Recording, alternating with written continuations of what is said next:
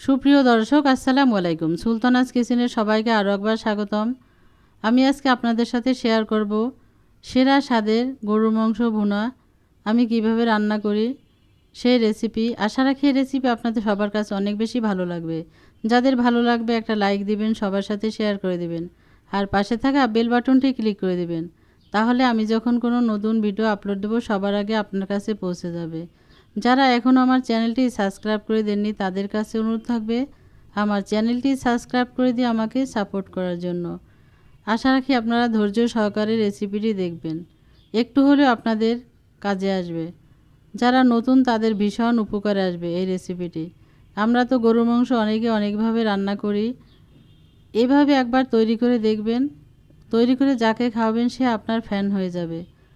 আমি এই গরুর মাংস ভুনা করার জন্য এখানে 1.5 কেজি গরুর মাংস নিয়েছি। কেটে ধুয়ে ভালোভাবে এটা পরিষ্কার করে পানি ঝরিয়ে নিয়েছি। এখন মশলা মিশিয়ে নেব।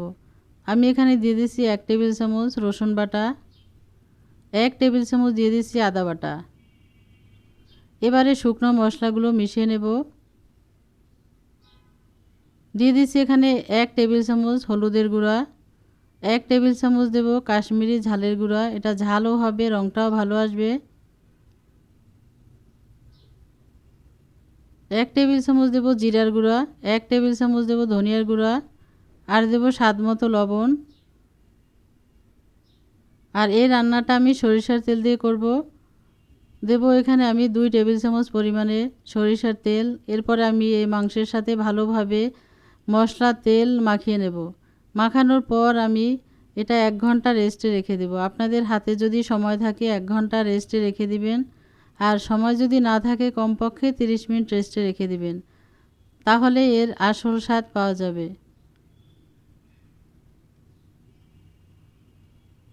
আসছে কোরবানির ঈদ, আমাদের আর অল্প কয়েকদিন বাকি আছে। আমরা কিন্তু যারা কোরবানি দেই না তাও কিন্তু গরুর মাংস ওই দিন কিনে রান্না করে খাই। এভাবে রান্না করব, এভাবে রান্না করে খেয়ে দেখবেন, এটা ভীষণ মজার হয়। হয়ে গেছে মাখানো, এবার ঢেকে রেখে দিব 1 ঘন্টার জন্য। ফিরে আসবো 1 ঘন্টা পর। আমি 1 ঘন্টা পর ফিরে আসছি, ঢাকনাটা তুলে নিচ্ছি। এবার রান্না করব। চুলে একটা কড়াই বসিয়ে দিয়েছি, তাতে দিয়ে দিচ্ছি 1/2 কাপ সরিষার তেল। তেল গরম হওয়ার পর দিয়ে দেব এখানে এলাচ, তেজপাতা, দারুচিনি, কালো গোলমরিচ, লবঙ্গ। এলাচ আছে 4-5টা, 2টা তেজপাতা, 2টা লবঙ্গ, সরি 2টা দারুচিনি, 5-6টা লবঙ্গ, 5-6টা কালো গোলমরিচ দিয়ে ভালোভাবে তেলে ফোড়ন দিয়ে দিলাম। এভাবে যদি একটু নেড়েচেড়ে ভেজে নেয় তাহলে সুন্দর একটা ফ্লেভার পাওয়া যাবে।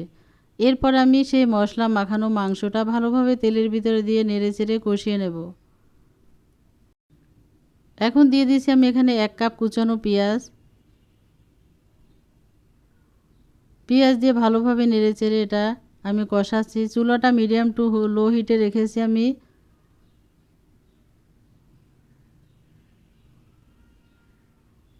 নাড়াচাড়ার পর আমি এটা ঢেকে রেখে দিব 10 মিনিটের জন্য। আর এই সময় চুলাটা যখন আমি ঢেকে রেখে দিব তখন চুলাটা হাই হিটে রাখবো। এই সময় যদি হাই হিটে রাখি তাহলে এই মাংস থেকে অনেকটা পানি বের হয়ে যাবে, আর সেই পানি দিয়ে আমি এই মাংস কষিয়ে নেব।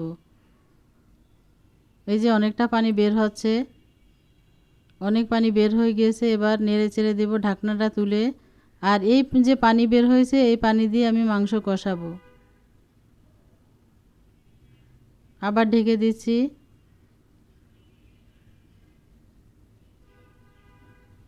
ঢাকনা তুলে নেড়ে দিচ্ছি। এই যে পানিটা শুকিয়ে গেছে, কষানো হয়ে গেছে। এখন দিয়ে দেবো আমি পানি, গরম পানি, ফুটানো পানি দিয়ে দিচ্ছি আমি ঝোলের জন্য। আমি এখানে 2.5 কাপ পানি দিয়েছি। আর অবশ্যই আপনারা এখানে টকবগে ফুটানো পানি দিবেন, তাহলে এই মাংসটা রান্নার স্বাদ ভালো আসবে। আর ঠান্ডা পানি যখনই দিবেন মাংসটা আবার কাঁচা হয়ে যাবে এবং এর স্বাদ নষ্ট হয়ে যাবে। 2.5 কাপ পানি দিয়ে আমি ভালোভাবে নেড়েচেড়ে এটা আবারও ঢেকে দিব। এটা সিদ্ধ হওয়া পর্যন্ত রান্না করব। মাঝে মাঝে ঢাকনা তুলে আমি এটা নেড়ে দেব।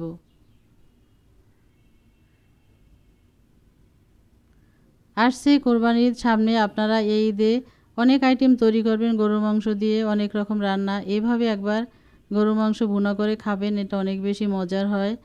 আর যাকে খাওয়াবেন সে তো আপনার পুরো ফ্যান হয়ে যাবে। আমি দিয়ে দিচ্ছি একটা মশলা, গরম মশলা। এটা আমার রেসিপিতে দেওয়া আছে, একের ভিতরে সব ম্যাজিক মশলা। সেখান থেকে 1.5 চা চামচ দিয়ে দিচ্ছি। দিয়ে ভালোভাবে নেড়েচেড়ে মিশিয়ে নিলাম। সুন্দর একটা ফ্লেভার বের হয়েছে এই মশলা থেকে। এখন চুলাটা আমি মিডিয়াম টু লো হিটে করে দিব, দিয়ে আবার ঢেকে দেব। এই পানিতে মাংসটা সিদ্ধ হয়ে যাবে।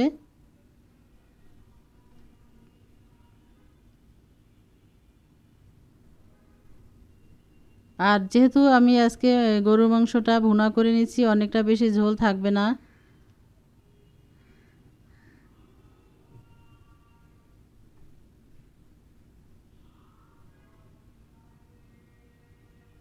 বিশ মিনিট পর আমি ফিরে আসছি, ঢাকনা তুলে নেড়ে দিচ্ছি। এই যে পানিটা একদম শুকিয়ে আসছে, কমে গেছে। এই পর্যায়ে দিয়ে দেব পেঁয়াজ বেরেস্তা। আমি কিছুটা পেঁয়াজ বেরেস্তা হাতের ভিতরে নিয়ে গুঁড়ো করে দিচ্ছি। পেঁয়াজ বেরেস্তা হাতের ভিতরে নিয়ে গুঁড়ো করে দিয়ে দিলাম আমি এখানে। আর এই কাজটা অবশ্যই করবেন এই মাংসে। এইভাবে যখন গরু মাংস ভুনা করবেন, পেঁয়াজ বেরেস্তা এভাবে ভেঙে দিবেন, আর এর স্বাদ বেড়ে যাবে 10 গুণ। এবার আমি আরও 6 থেকে 7 মিনিট রান্না করব। হাই হিটে রান্নাটা করে আস্তে আস্তে চুলাটা বন্ধ করে দিয়ে এটা নামিয়ে নেব। আর এই সময় লবণটা চেক করে দেখবেন।